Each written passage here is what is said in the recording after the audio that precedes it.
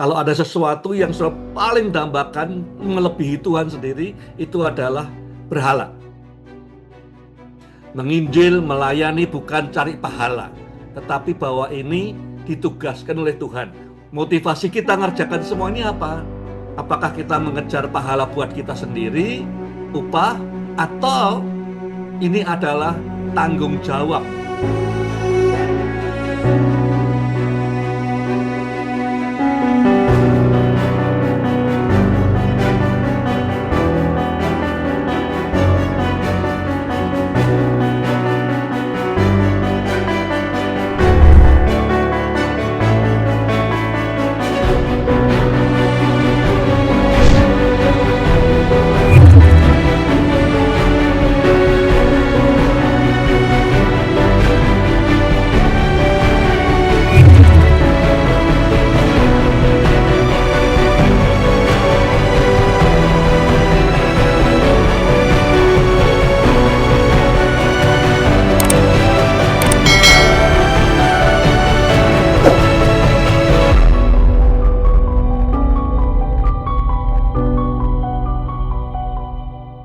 Saya akan bagikan dua pokok pikiran. Di pasal 10, ya semua ini ditulis pengalamannya di Perjanjian Lama, ditulis supaya kita belajar dan tidak membuat kesalahan yang sama.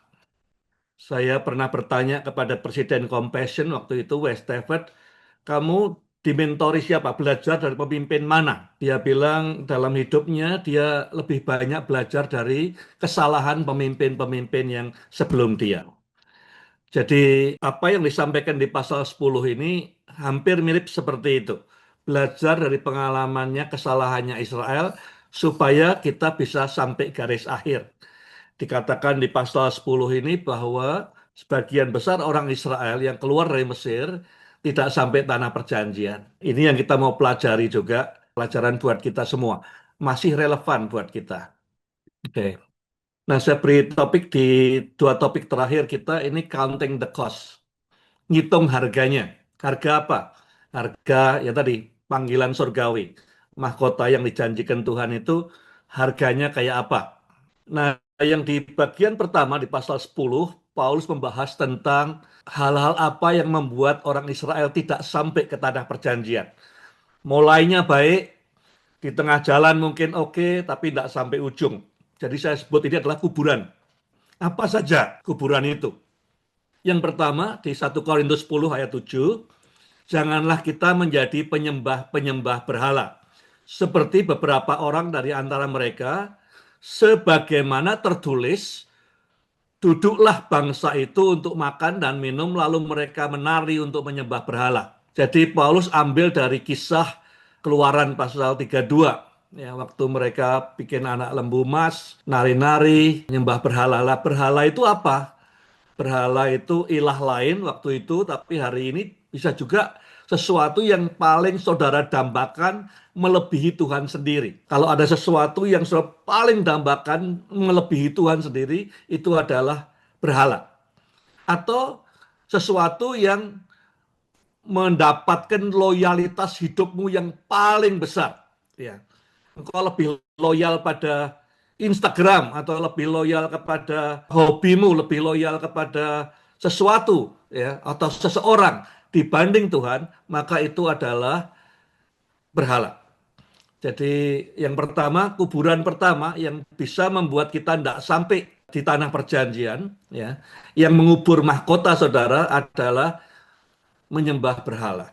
Ya. Berhala-berhala hari ini ya bisa aja pekerjaan saudara, bisa kesibukan, bisa hobi, bisa orang, bisa apapun juga.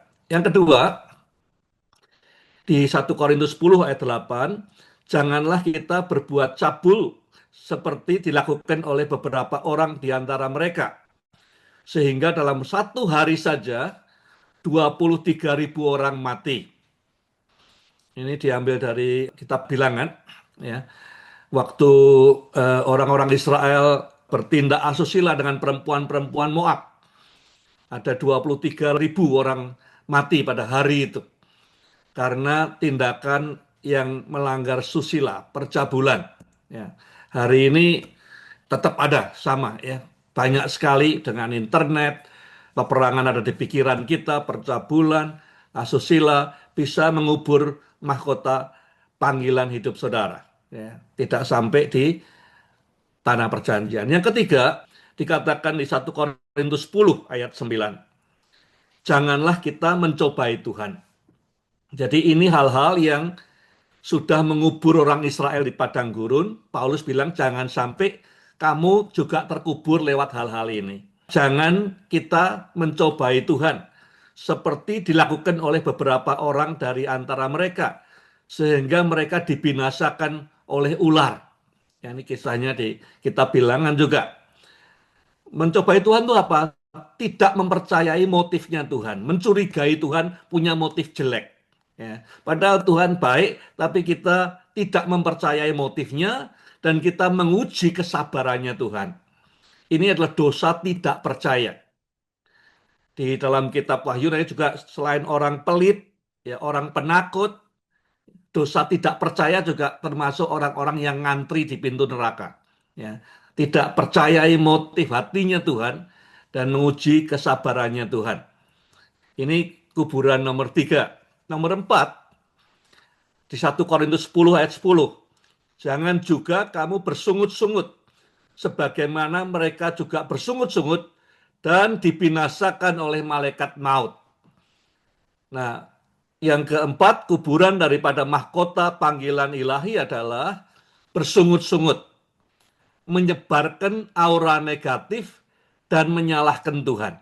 Ya, jadi bersungut-sungut itu selalu cari kambing hitam, jadikan dirinya victim, nyalahkan orang lain, dalam kasus ini nyalahkan Tuhan. Orang Israel perang, yang mati paling ya kadang waktu lawan Ai yang mati 30, 13, tapi waktu bersungut-sungut puluhan ribu yang mati.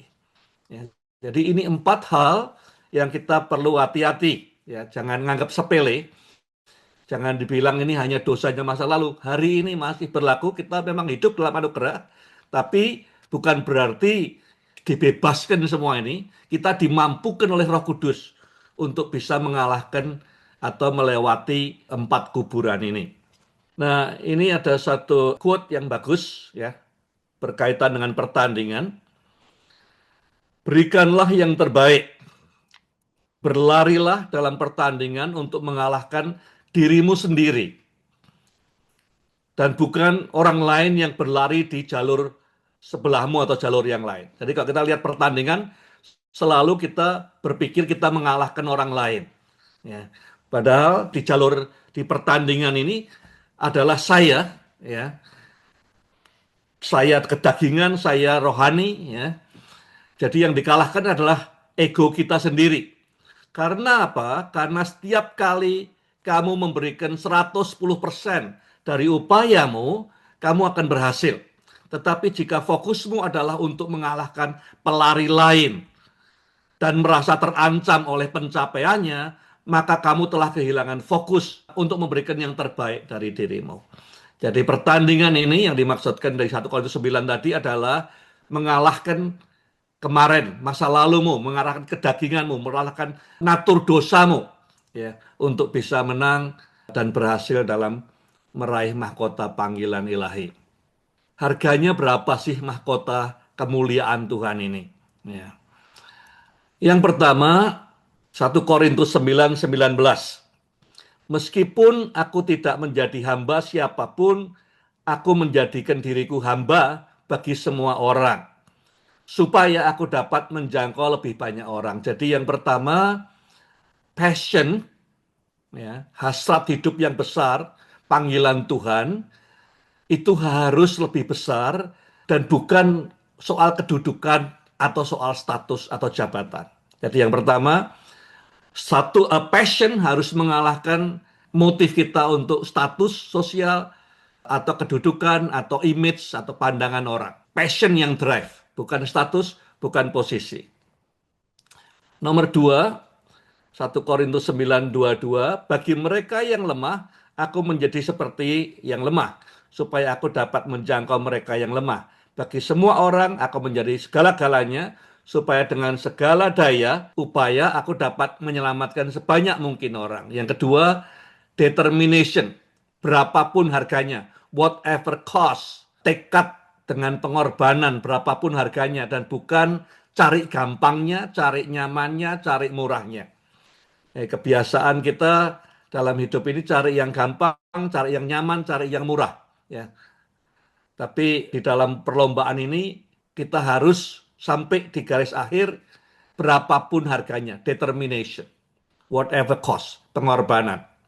Nomor 3, di pasal 9, 17, 18, kalau aku memberitakan Injil karena kehendakku sendiri, aku mempunyai upah. Namun kalau ini bukan kehendakku, ini adalah tugas yang dipercayakan kepadaku. Lalu apakah pahala bagiku? Pahalanya yaitu apabila dalam mengabarkan Injil, aku diberi kesempatan memberitakannya tanpa upah. Dan tidak mempergunakan apa yang menjadi hakku dalam pemberitaan Injil itu. Jadi yang ketiga, harganya adalah melihat semua yang kita kerjakan dengan sense of duty, pengabdian untuk melaksanakan stewardship, ya, tanggung jawab, bukan untuk dapat keuntungan pribadi. Menginjil, melayani bukan cari pahala, tetapi bahwa ini ditugaskan oleh Tuhan, obedience, ya, sense of duty. Jadi yang nomor 3, motivasi kita ngerjakan semua ini apa? Apakah kita mengejar pahala buat kita sendiri, upah, atau ini adalah tanggung jawab, tugas yang Tuhan berikan kepada saya? Itu nomor 3. Nomor 4, dikatakan di 1 Korintus 10:31, apabila kamu makan, apabila kamu minum, atau apabila kamu melakukan sesuatu yang lain, lakukanlah semuanya demi kemuliaan Tuhan. Yang keempat adalah wholeheartedly, ya, segenap hati, seluruh kehidupan terkait dengan tujuan hidup untuk memuliakan Tuhan. Jadi purposeful, semua yang kita kerjakan berkaitan dengan finish line, ya. Bukan sekedar mengalir, bukan ikut arus, ya, bukan ya kita lewati saja, kita jalani dengan santai, tetapi purposeful. Semua yang kita kerjakan mulai kita buka mata pagi hari sampai kita nutup mata malam hari, purposeful. Sepenuh hati kita kerjakan dengan tujuan untuk memperoleh mahkota panggilan surgawi tadi. Nah, 4 hal ini adalah harga dari mahkota yang Tuhan janjikan kepada kita.